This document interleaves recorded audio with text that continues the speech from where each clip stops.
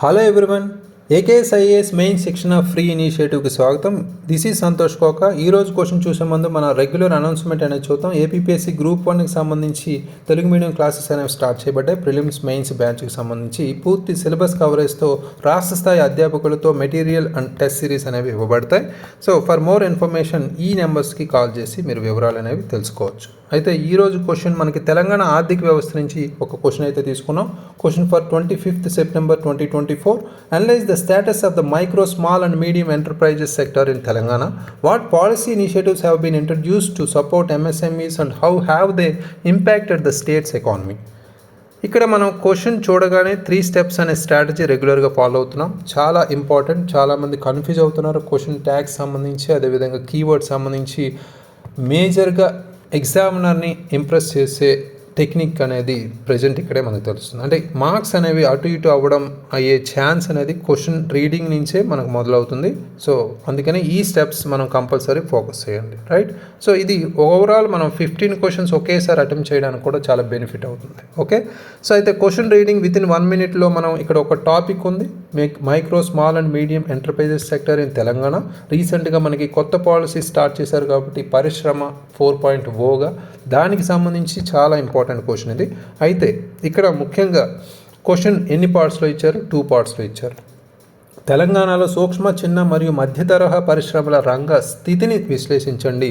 ఎంఎస్ఎంఈలకు మద్దతు ఇవ్వడానికి ఏ విధానపరమైన కార్యక్రమాలు ప్రవేశపెట్టబడ్డాయి మరియు అవి రాష్ట్ర ఆర్థిక వ్యవస్థను ఎలా ప్రభావితం చేశాయని ఇచ్చారు.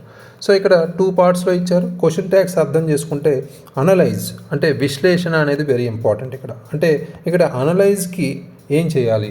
ఇంపార్టెంట్ ఎగ్జాంపుల్స్, ఫ్యాక్ట్స్, అదేవిధంగా కొన్ని డేటా, దాంతోపాటు రీసెంట్ రిపోర్ట్స్, ఇండిసెస్ లాంటివి మనం కనెక్ట్ చేసుకుంటాం. ఏ పార్ట్కి? ఎస్పెషల్లీ మనకున్న కీవర్డ్స్కి సంబంధించి కూడా, రైట్? సో అయితే అది అలా ఉంటే వాట్ అనేది, అదేవిధంగా హౌ అనేది, ఈ 2 జనరల్ కీవర్డ్స్ కాబట్టి మనం యాజ్ ఈజ్ మనకు కొన్ని ఇన్ఫర్మేషన్ రాస్తే చాలు. No need to worry, right? So అయితే ఇక్కడ స్టేటస్ అనేది ఫస్ట్ కీవర్డ్. ఇక్కడ స్థితి, ప్రస్తుత స్థితి అన్నారు, కానీ మీరు పాజిటివ్స్ రాయాలా నెగిటివ్స్ రాయాలని చెప్పలేదు. సో అందుకని ఇక్కడ అనలైజ్కి కనెక్ట్ చేసుకుంటూ మనం కంపల్సరీ ఇక్కడ పాజిటివ్స్, నెగిటివ్స్ కంపల్సరీ ఇక్కడే రాయాలి. అంటే ఇప్పటి వరకు ప్రస్తుత స్థితిలో మనకి ఈ ఎంఎస్ఎంఈస్ వల్ల కలిగిన ప్రయోజనాలు డేటా ప్రకారం, అదేవిధంగా మనకున్న సవాలు కూడా ఇక్కడే కొన్ని మెన్షన్ చేసేస్తాం. కంప్లీట్ అయిపోతుంది, right? So next policy initiatives అనేవి ఏమున్నాయి అంటే రీసెంట్గా 2024 ఒకటే కాదు, ప్రీవియస్ నుంచి రీసెంట్ వరకు అన్నీ ఇక్కడ రాస్తాం. దానివల్ల వచ్చే ఇంపాక్ట్, ప్రభావం ఏంటి అనేది కూడా మనం ఇక్కడ చెప్తాం.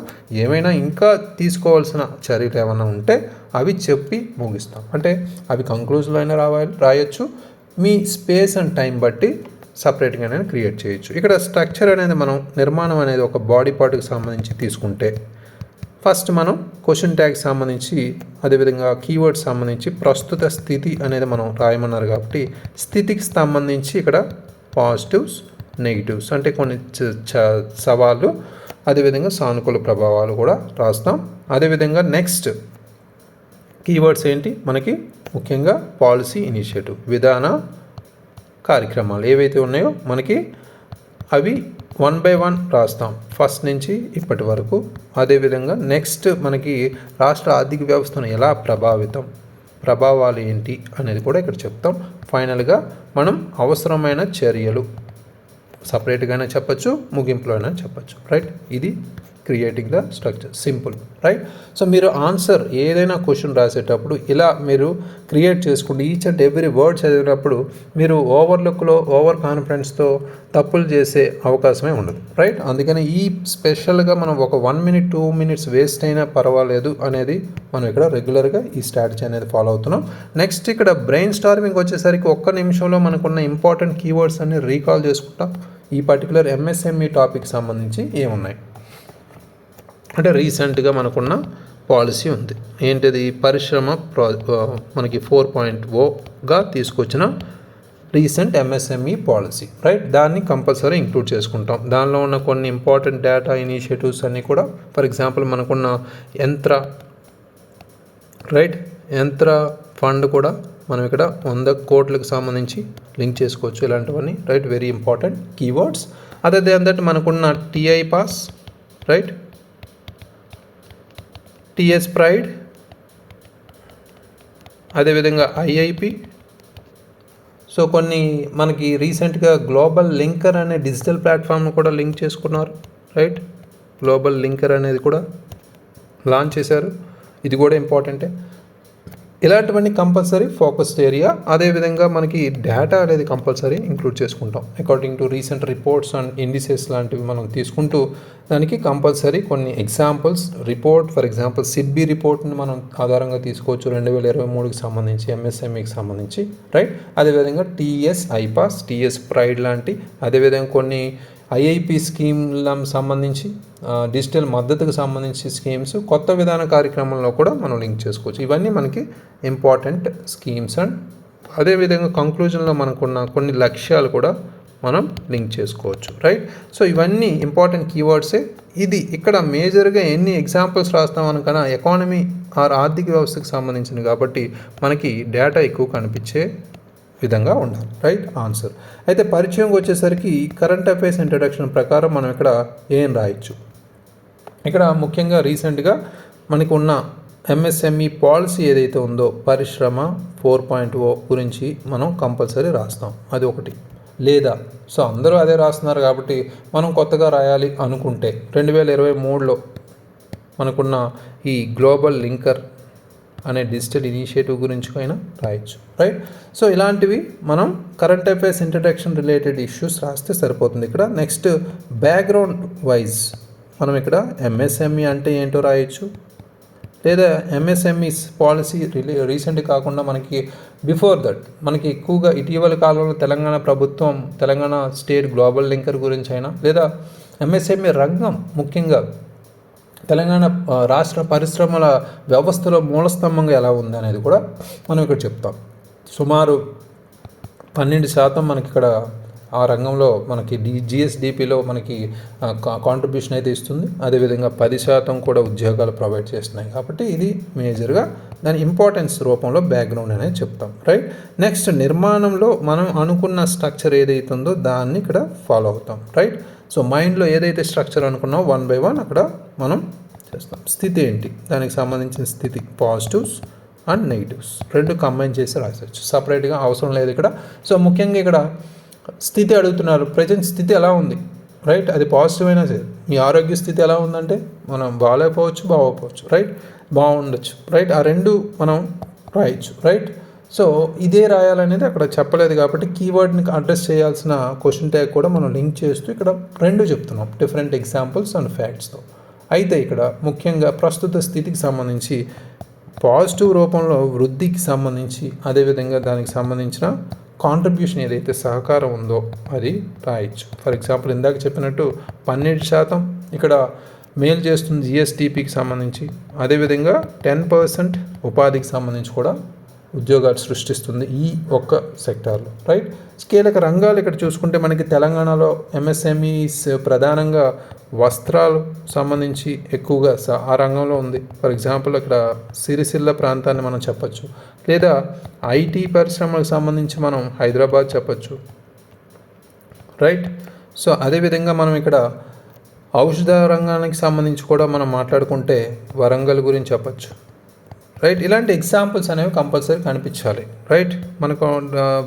మనం రాసిన పాయింట్స్ వైజ్ కాకుండా ఇక్కడ తెలంగాణ ఎకానమీకి సంబంధించి అడుగుతున్నారు కాబట్టి ఎగ్జాంపుల్స్ కీలకం. నెక్స్ట్ మనకి కొన్ని ఛాలెంజెస్ కూడా ఇక్కడ మనం సపరేట్గా కాకుండా ఇంక్లూడింగ్ ద స్థితిలోనే మనం ఇంక్లూడ్ చేసుకోవచ్చు, రైట్. సో ఇక్కడ ముఖ్యంగా ఎదుర్కొంటున్న సవాల్లో మనం ముఖ్యంగా నిధుల లేమి గురించి కూడా మనం మాట్లాడచ్చు. అంటే నిధులు లేమి కాదు, నిధుల కొరత అని చెప్పొచ్చు ఇక్కడ, రైట్. సో బ్యాంకుల నుండి మనకి ఎంఎస్ఎంఈస్కి సరైన రుణాలు పొందడం కష్టతరంగా ఉంది. అది సిడ్బీ రిపోర్ట్ కూడా మనకి రీసెంట్గా చెప్పింది, రైట్. అది కూడా ఇంపార్టెంట్. సిడ్బీ రిపోర్ట్ ప్రకారం మనకి 2023లో ఆల్మోస్ట్ 60% ఎంఎస్ఎంఈ సరిపడిన నిధుల లేమి ఎదుర్కొంటున్నాయి అనేది కూడా ఇక్కడ చెప్తున్నారు. అదేవిధంగా మనకి సాంకేతికత పరిజ్ఞానం లేమి కూడా ఉంది. అంటే అధునాతన సాంకేతికతలను స్వీకరించడంలో ఇవి వెనకబడి ఉన్నాయి. దాని ఉత్పాదకతను కూడా ప్రభావితం చేసే విధంగా ఉంది, అది కూడా ఇక్కడ ఇంపార్టెంటే. అదేవిధంగా ప్రావీణ్యత కార్మికుల ప్రావీణ్యత కూడా మనకి ఇంపార్టెంట్. గ్రామీణ ప్రాంతాల్లో ఈ నైపుణ్యాలు లేక కూడా ఈ కార్మికుల కొరత కూడా ఉంది. సో భౌతిక మౌలిక సదుపాయాలు కూడా మనకి ఇంపార్టెంటే. మౌలిక సదుపాయాలు అన్నిటికీ కీలకమే కాబట్టి ఇందులో కూడా మనకి ఇంపార్టెంట్, రైట్. సో ఇవన్నీ మనం స్థితిలోనే పాజిటివ్స్ అండ్ నెగిటివ్స్ అనేవి ఇక్కడ కల్పిస్తున్నాం. అదేవిధంగా నెక్స్ట్ పాలసీ ఇనిషియేటివ్స్ అనేవి కంపల్సరీ రాయాలి. పాలసీ ఇనిషియేటివ్స్ అనేవి మనం చెప్తున్నప్పుడు అంటే విధాన కార్యక్రమాలు ఏవైతే ఇప్పటి వరకు ఉన్నాయో వాటన్నింటినీ మనం లింక్ చేసుకుంటాం. ఫర్ ఎగ్జాంపుల్ ఫస్ట్ మనం చెప్పుకుంటే టీఎస్ ఐపాస్ అనేది మనం చెప్పచ్చు. 2015లో ప్రారంభమైన ఈ వ్యవస్థ ఎంఎస్ఎంఈ స్థాపనను బాగా వేగవంతం చేసింది. లైసెన్సులు కావచ్చు, అనుమతులు కావచ్చు, ఆ సమయం ఏదైతే ఉందో దాన్ని తగ్గించింది. ఆ విధంగా ఉపయోగపడింది. నెక్స్ట్ టీఎస్ ప్రైడ్ అనేది ముఖ్యంగా దళిత వ్యాపారులకు మద్దతు ఇచ్చేందుకు ఈ పథకం అయితే ప్రారంభించారు. ఆర్థిక మద్దతు మరియు వాళ్ళ మార్కెట్ లింకులు ఏదైతే ఉన్న అనుసంధానాలకు సంబంధించి కూడా ఉపయోగపడింది. అదేవిధంగా మనకున్న కొన్ని ఉత్ప్రేరక కార్యక్రమాలు కూడా మనకి ఉపయోగించుకున్నారు. అవి ముఖ్యంగా మనం ఇక్కడ మాట్లాడుకుంటే ఐఐపి స్కీమ్గా మనం చెప్పుకోవచ్చు, right. Industrial investment insurance scheme కూడా మనం చెప్పుకోవచ్చు, right. So very very important. IIP scheme ద్వారా ఎంఎస్ఎంఈలకు పెట్టుబడులు ఇన్వెస్ట్మెంట్కి సంబంధించి 25% వరకు వాళ్ళకు సబ్సిడీ అందిస్తుంది. అది కూడా ఇంపార్టెంట్ ఇక్కడ. నెక్స్ట్ డిజిటల్ మద్దతు సంబంధించి కూడా మనకి ఇక్కడ కీలకమే. డిజిటల్ మద్దతుకు సంబంధించి కూడా గ్లోబల్ లింకర్ వేదికగా అంతర్జాతీయ మార్కెట్లకు ఈ ప్రాప్యత అనేది కల్పిస్తుంది, రైట్. యాక్సెస్ అనేది ఇస్తుంది కాబట్టి ఇది కూడా ఇంపార్టెంటే. వీటితో పాటు మనం నెక్స్ట్ ఎక్స్ట్రాగా రాయాల్సినవి ఇక్కడ మనం 2024 పాలసీ విధానాలు కూడా, పాలసీ ఇనిషియేటివ్స్ కూడా మనం ఇంక్లూడ్ చేయాలి, రైట్. మేజర్గా ఇక్కడ చెప్పాల్సినవి ముఖ్యంగా మనకి భూమి కనుగొనడం అనేది కూడా, భూమి వాళ్ళకి కల్పించడం కూడా ఈ పర్టికులర్ ఎంఎస్ఎంఈస్కి ఒక సవాలుగా ఉంది. దానికి 2024లో మేజర్గా ఫోకస్ ఏరియాగా చెప్పారు. 10 కొత్త పారిశ్రామిక పార్కులు కేవలం ఎంఎస్ఎంఈల కోసం కేటాయించబడ్డారు. అందులో ఒక పార్కు మహిళల యాజమాన్యంలో నడిపించాలనేది కూడా కేటాయించబడింది. మరొకటి వినూత్న స్టార్టప్లు ఏదైతే ఉన్నాయో వాటి మీద దృష్టి పెట్టారు, రైట్. ఇలా భూమికి సంబంధించి కూడా ఇక్కడ ఫోకస్ చేయాలి. నెక్స్ట్ ఆర్థిక పరంగా సహాయ చర్యలు కూడా తీసుకున్నారు. ఈ పాలసీలో డబ్బు సంబంధిత సవాళ్ళను తగ్గించే విధంగా ఆర్థిక సహాయ ఎంపికలు కూడా ఉన్నాయి. ముఖ్యంగా ఇక్కడ ఎస్సీ ఎస్టీ వాళ్ళకి ముఖ్యంగా మూలధన పెట్టుబడులపై 50% సబ్సిడీ అయితే ప్రొవైడ్ చేస్తున్నారు. అదేవిధంగా ఇతర ఎంఎస్ఎంఈలకు 25% సబ్సిడీ ఇస్తున్నారు. 30 లక్షల వరకు లభిస్తుంది. మహిళా పారిశ్రామికవేత్తలు కూడా ఇక్కడ 20 లక్షల వరకు 20% అయితే సబ్సిడీ ఉంటుంది, రైట్. ఇక్కడ మేజర్గా ఎస్సీ ఎస్టీ వాళ్ళకి మహిళలకి మీద ఫోకస్ అయితే చేశారు ఆర్థిక పరంగా, రైట్. నెక్స్ట్ వృద్ధి పరంగా మాట్లాడుకుంటే, వృద్ధి వేగవంతం చేసే కార్యక్రమాల పరంగా మాట్లాడుకుంటే ఎంఎస్సీలు వృద్ధికి సహాయపడడానికి ఈ విధానం బాగా ఉపయోగపడుతుంది. భాగస్వామ్య వనరులు కావచ్చు, అదేవిధంగా జిల్లాలో 10 సాధారణ సౌకర్యాల కేంద్రాలను కూడా, రైట్, అవి కూడా ఇంపార్టెంట్. నెక్స్ట్ మనకి ఈ పెట్టుబడిదారులు తమ భాగస్వామ్యాన్ని ప్రోత్సహించడానికి తగ్గింపులు అదేవిధంగా రాయితీలను కూడా ఇచ్చే విధంగా కూడా వీళ్ళు ఫోకస్ చేశారు. నెక్స్ట్ సాంకేతిక పురోగతి మీద కూడా వీళ్ళు ఫోకస్ చేశారు. ఈ పాలసీ ప్రకారం ఆధునిక సాంకేతిక పరిజ్ఞాన వినియోగాన్ని ప్రోత్సహించే విధంగా ఈ విధానం ముందుకెళ్తుంది. అందులో 100 కోట్ల రూపాయల ఫండ్ అనేది క్రియేట్ చేశారు, రైట్. యంత్రం ఫండ్ అనేది, యంత్రం నిధి అనేది ఇక్కడ లింక్ చేసుకున్నారు. అది వెరీ ఇంపార్టెంట్ కీవర్డ్, ఇక్కడ కంపల్సరీ ఇంక్లూడ్ చేసుకోవాలి. సో అదేవిధంగా మహిళా సాధికారతపై కూడా లింక్ చేశారు, అంటే ఫోకస్ చేశారు. మహిళా సాధికారత, రైట్. ఎలా మహిళా సాధికారతకు సంబంధించి మాట్లాడుకుంటే ఈ విధానంలో మహిళల యాజమాన్యంలో ఉన్న సంస్థలకు ప్రత్యేక ప్రాధాన్యత ఇస్తూ పారిశ్రామిక పార్కుల్లో ఒకటి మహిళలకు కేటాయించారు. అదేవిధంగా వీళ్ళకి మహిళల యాజమాన్యంలో వ్యాపారులకు అదనపు ఆర్థిక సహకారం కూడా అందించారు. ఆల్రెడీ ఇక్కడ చెప్పుకున్నాం. ఆర్థిక వ్యవస్థకు సంబంధించి 20% వాళ్ళకి సబ్సిడీలు అయితే ప్రొవైడ్ చేస్తున్నారు, రైట్. సో ఇక్కడ ఇవన్నీ మేజర్గా ఫోకస్ చేస్తున్నాం. అంటే ఇక్కడ అన్నీ డంప్ చేయలేదు మన కంటెంట్, ఒక్కొక్క ఏరియాకి సంబంధించి మనం కనెక్ట్ చేస్తాం. ఇక్కడ మేజర్గా 2024 పాలసీ తీసుకున్న ల్యాండ్ రిలేటెడ్, అదే ఫైనాన్స్ రిలేటెడ్, అదేవిధంగా growth related, technology related, women related, ఇలా మనం ఒక 4-5 కేటగిరీస్ ఇంక్లూడ్ చేస్తూ ఒక్క పాయింట్ చాలు, రైట్. సో స్పేస్ వేస్ట్ అవ్వకుండా నెక్స్ట్ మనకి ఇక్కడ నీడెడ్ మెజర్స్ ముందు మనం రాష్ట్ర ఆర్థిక వ్యవస్థను ఎలా ప్రభావితం చేశాయి, అంటే ఇప్పటివరకు తీసుకున్న కార్యక్రమాలు ఎలా ప్రభావితం చేశాయని ఇచ్చారు కాబట్టి కంపల్సరీ ప్రభావాలు అనేది మనం ముగింపు ముందు రాయాల్సిందే, రైట్. సో ఇక్కడ ముఖ్యంగా పెట్టుబడులు అయితే పెరిగాయి కదా. ఈ పర్టికులర్ పాలసీ, న్యూ పాలసీ మనం అంతకుముందు ఉన్న కొన్ని సవాళ్ళు ఏవైతే ఉన్నాయో వాటికి సంబంధించి పెట్టుబడులు అయితే పెంచారు. టీఎస్ ఐపాస్ ద్వారా ఎంఎస్ఎంఈ పెట్టుబడులు అయితే మనం 2023లోనే చూసాం, 30% వరకు పెరిగాయి. అదేవిధంగా వీళ్ళు ఇప్పుడు 2024 పాలసీలోను కూడా ఫోకస్ చేశారు. సో గ్రామీణ అభివృద్ధి మీద కూడా ఫోకస్ చేశారు. ఎందుకంటే ఇక్కడ మేజర్గా వాళ్ళు కొన్ని ఇండస్ట్రియల్ పార్క్స్ అనేవి కూడా ఒక 10 ఇండస్ట్రియల్ పార్క్స్ని లాంచ్ చేయాలనేది కూడా ఫోకస్ చేశారు. కాబట్టి అంతకుముందు టీఎస్ ప్రైడ్ ద్వారా గ్రామీణ ప్రాంతాల్లో కూడా ఎంఎస్ఎంఈలు మరింతగా అభివృద్ధి చెందాలనేది కూడా చెందేవి కూడా మనం చూసాం, రైట్. నెక్స్ట్ రాష్ట్ర ఎగుమతులపై కూడా ప్రభావం అయితే చూపించాయి. అంటే ఎగుమతులకు సంబంధించి 2023లో ఎంఎస్ఎంఈల రాష్ట్ర ఎగుమతుల్లో సుమారు 20% ఈ సెక్టార్ నుంచే వచ్చాయి. అంటే ఎంఎస్ఎంఈలకు సంబంధించి మనం చూడొచ్చు. నెక్స్ట్ ఉద్యోగాల సృష్టి కూడా జరిగింది అనేది మనం ప్రభావంగా తీసుకోవచ్చు. ఇప్పటి వరకు తీసుకున్న మేజర్ ఇనిషియేటివ్స్ ప్రకారం గత 3 ఏళ్లలో మనం చూసుకుంటే సుమారు 1 లక్ష ఉద్యోగాలు సృష్టించాయనేదే చెప్పొచ్చు ఈ సెక్టార్ నుంచి, రైట్. So very important. ఇది మనం ప్రభావాలు. తర్వాత నీడెడ్ మెజర్స్ అంటే అవసరమైన చర్యలు, ఇంకా ఏమైనా చర్యలు తీసుకోవచ్చా అనేది. అంటే ఆల్రెడీ ఇప్పుడే మనం రీసెంట్గా ఈ పాలసీ అనేది తీసుకొచ్చారు కాబట్టి ఇంకా అవసరమైన చర్యలు అనేది ఇంకా మనకు తెలుస్తుంది ఎంతవరకు చేస్తున్నారు అనేది. అయితే కొంత కంక్లూజన్ పార్ట్లో మనం ఈ రుణాల యాక్సెస్ సంబంధించి మనం ఇప్పుడు డిజిటల్ ప్లాట్ఫామ్ సంబంధించి మనం చెప్పచ్చు. డిజిటల్కి సంబంధించి గ్రామీణ ప్రాంతాల్లో కొంత అవగాహన సంబంధించి ఇలాంటివి మనం మాట్లాడవచ్చు. ప్రత్యేక నిధులు సపోర్ట్ చేసేందుకు, రైట్. లేదా సాంకేతికత అప్డేషన్ చేసుకునేందుకు వాళ్ళ సాంకేతికత అందరికీ చేకూరేలా మనం దాని మీద ఫోకస్ చేయాలి. నైపుణ్య అభివృద్ధి అనేది మనం మేజర్గా ఇంపార్టెంట్ కాబట్టి దాని మీద కూడా ఫోకస్ చేస్తూ ఐటీఐస్ మరియు వృత్తిపరమైన శిక్షణ కేంద్రాలతో భాగస్వామ్యాలు అయితే అవసరంగా చెప్పచ్చు. లేదా మౌలిక సదుపాయాల అభివృద్ధి, ఫర్ ఎగ్జాంపుల్ గ్రామీణ ప్రాంతాల్లో రోడ్లు కావచ్చు, కరెంటు కావచ్చు, ఇంటర్నెట్ కనెక్టివిటీ కావచ్చు, వాటి మీద కూడా మనం ఫోకస్ చేయొచ్చు.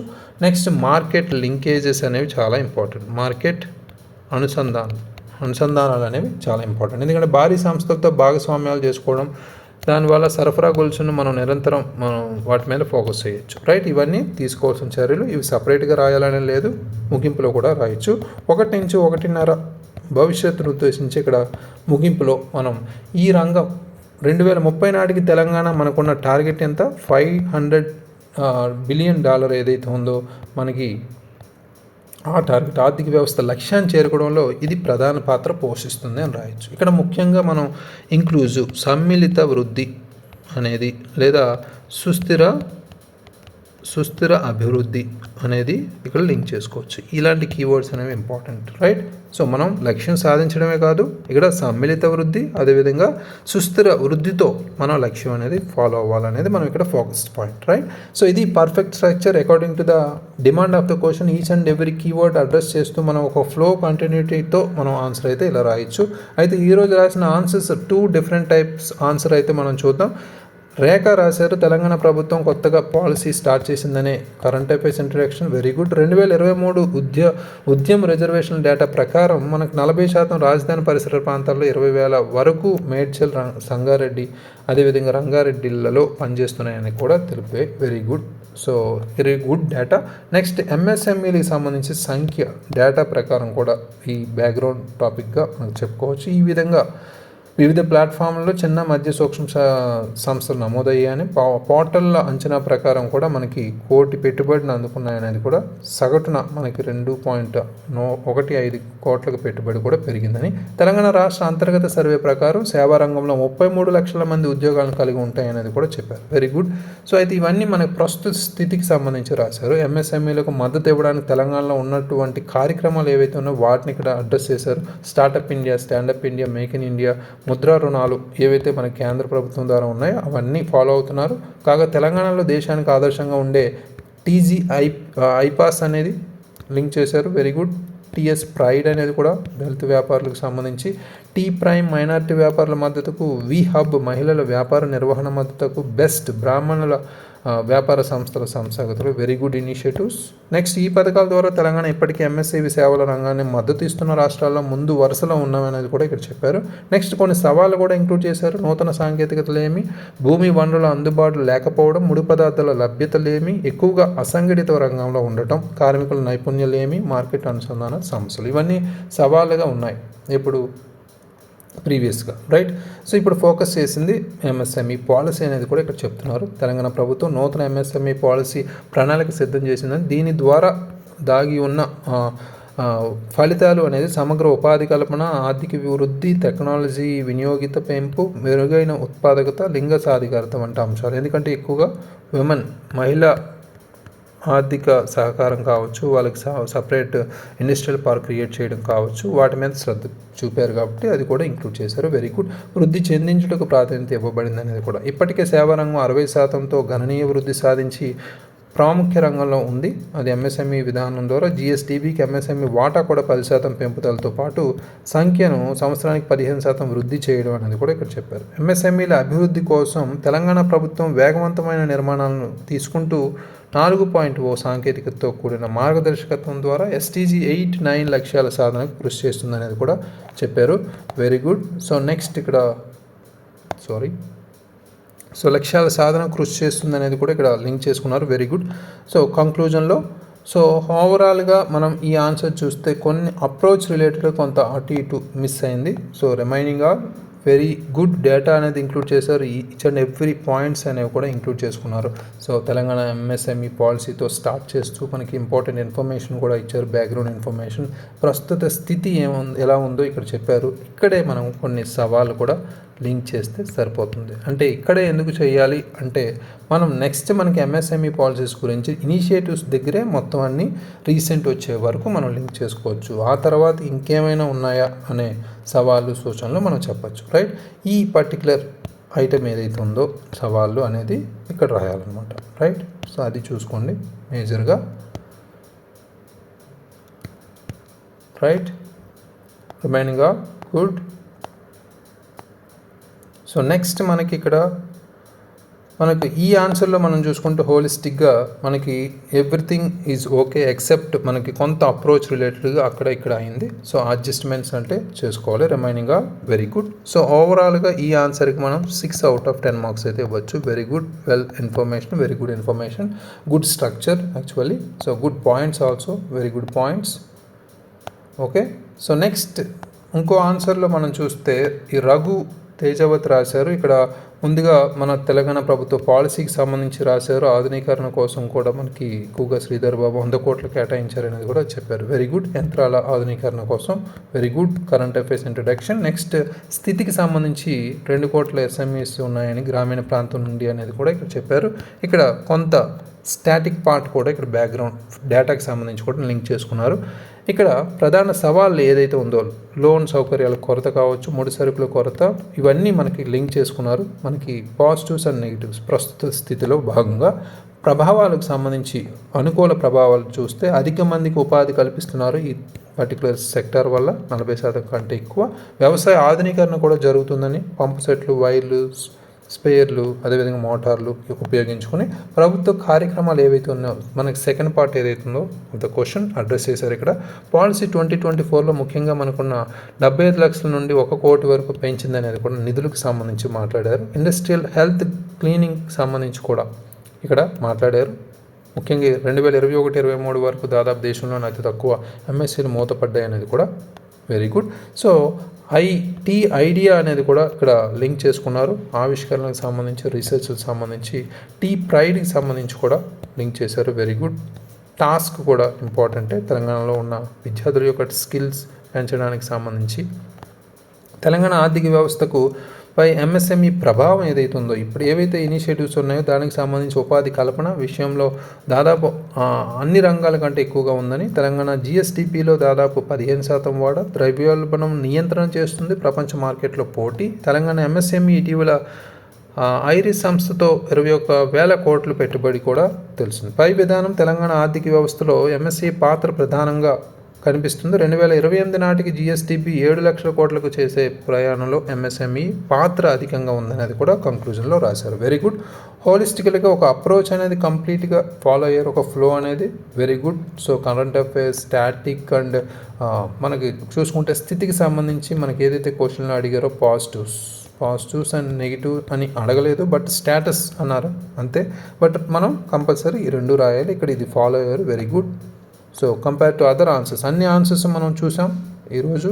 ఎస్పెషల్ అన్ని ఆన్సర్స్లో ఇక్కడ మనం చాలా కన్ఫ్యూజ్ అయ్యారు, ఎక్కడ రాయాలి సవాళ్ళు. కొంతమంది సవాళ్ళు కూడా లాస్ట్లో రాశారు, ఆ సవాళ్ళు కూడా ఎస్పెషల్లీ దీనికి రిలేటెడ్గా లేవు, కొంత డైవర్ట్ అవుతున్నారు. ఆ డైవర్షన్ లేకుండానే మనం ఇక్కడ క్వశ్చన్లో ఉన్న ఇంపార్టెంట్ కీవర్డ్స్ని ఒకటికి 10 సార్లు మనం క్లియర్గా చదివితే ఈజీగా ఒక స్ట్రక్చర్ అంటూ క్రియేట్ చేసుకోవచ్చు. ఓకే, నెక్స్ట్ ప్రభుత్వ కార్యక్రమాలకు సంబంధించి మాట్లాడవచ్చు. మద్దతు కోసం సంబంధించి ఇక్కడ 2024 పాలసీ మీద ఇంకా కొంత మనం ఇన్ఫర్మేషన్ అయితే ప్రొవైడ్ చేస్తే better, right? So other than that everything okay. So ఇక్కడ కొంత మనకి కంక్లూజన్ కూడా ఎఫెక్టివ్గా రాశారు, అదేవిధంగా ప్రభావం, ఇంకా నీడెడ్ మెజర్స్ కూడా రాయొచ్చు, ఇంకా ఏం చేయాలనేది. బట్ ఆల్మోస్ట్ మనం సవాళ్ళని అధిగమించేలా ఈ మధ్య 2024 పాలసీ ఉంది కాబట్టి no need to include that. So హోలిస్టికల్గా ఈ ఆన్సర్లో కూడా గుడ్ స్టఫ్ ఉంది, ఇంకా కొంత ఇన్ఫర్మేషన్ అయితే మనం ఇంక్లూడ్ చేసుకోవాల్సి ఉంది 2024 పాలసీ వైజ్. మన ఏదైతే ఉందో యంత్రం ఫండ్ నిధి సంబంధించి కూడా మనం అది 100 కోట్లకు సంబంధించి ఇంట్రడక్షన్లో జస్ట్ ఇంట్రడ్యూస్ చేశారు. బట్ ఇంకా ఇన్ఫర్మేషన్ కొంత మహిళల మీద సంబంధించి కావచ్చు, సపరేట్గా మనకి ఈ 2024లో భూమికి సంబంధించి ఆర్థిక వృద్ధి మీద ఫోకస్ ఎలా చేశారు, సాంకేతికత మీద ఎలా చేశారు అనేది మనం ఒకసారి క్లియర్ చెప్పచ్చు. అదేవిధంగా మనకి గ్లోబల్ లింకర్ అనే డిజిటల్ వేదికను కూడా రీసెంట్గా లాంచ్ చేశారు, అది కూడా మిస్ అయింది. ఆ points important. So other than that everything okay. ఈ పర్టికులర్ ఆన్సర్కి మనం కొన్ని ఎక్సెప్షన్స్లో కొంత ఒక ఫ్లో అనేది కంటిన్యూటీ కనిపించింది కాబట్టి ఈ ఆన్సర్కి 6 out of 10 మార్క్స్ అయితే ఇవ్వచ్చు. Very good. So very good, keep it up. అలా ఒక్కొక్క క్వశ్చన్కి మనం ఏ విధంగా రాస్తున్నాం, 15 క్వశ్చన్లు ఒకేసారి రాసేటప్పుడు కూడా ఇదే స్ట్రాటజీ ఫాలో అయితే విత్ ఇన్ టైం మీరు రాసే క్యాపబిలిటీ అయితే ఉంటుంది, right? So keep it up. Next main శిక్షణ ఇనిషియేటివ్ డే 78కి సంబంధించి question for 26 September 2024. Discuss the challenges and opportunities presented by the new IT rules 2023 in regulating digital content. How can a balance be maintained between freedom of expression and the prevention of misinformation? Digital కంటెంట్ని నియంత్రించడంలో కొత్త IT rules 2023 సమర్పించిన సవాళ్లు మరియు అవకాశాలను చర్చించండి. భావ ప్రకటన స్వేచ్ఛకు, తప్పుడు సమాచార నివారణకు మధ్య సమతుల్యతను ఎలా కొనసాగించవచ్చు అని ఇచ్చారు. ఇది పరిపాలనకు సంబంధించిన very important question. New IT rules సంబంధించి ఎస్పెషల్లీ మన తెలంగాణకి సంబంధించి కూడా ఈ ఐటీ సెక్టర్ చాలా బలంగా ఉంటుంది కాబట్టి కంపల్సరీ అడిగే ఛాన్స్ ఉంది. Focus the area. Me answers upload చేయండి రాసి ఏకేఎస్ యాప్లో. Thank you very much. All the very best.